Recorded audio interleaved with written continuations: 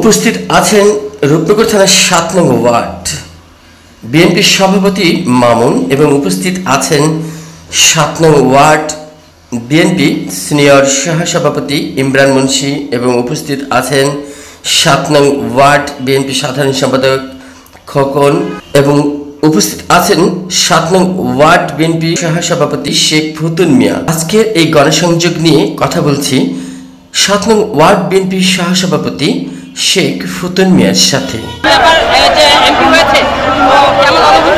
আমরা ইনশাল্লাহ তুলিয়াপা 14 আসনে দানেশ মার্কা পাইছে, সেই জন্য আমরা মিরপুর থানার পক্ষে পক্ষ থেকে আমরা তুলিয়াপাকে জয়যুক্ত করে ইনশাল্লাহ দানেশ শেষে পাস করাবো। আগামী সংসদ সদস্য হয়ে মিরপুর উন্নয়ন করবে। আমরা তুলিয়াপাকে দানেশ শেষ মার্কায় ভোট দিয়ে জয়যুক্ত করবো ইনশাল্লাহ।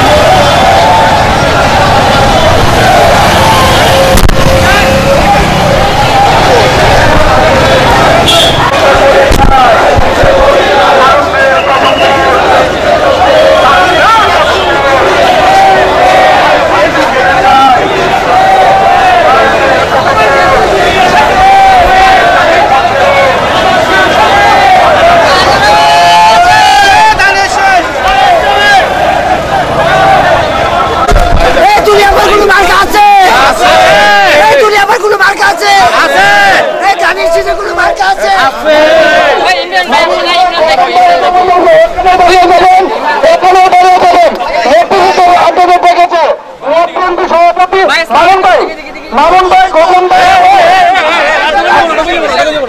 আপনাদেরকে ধন্যবাদ।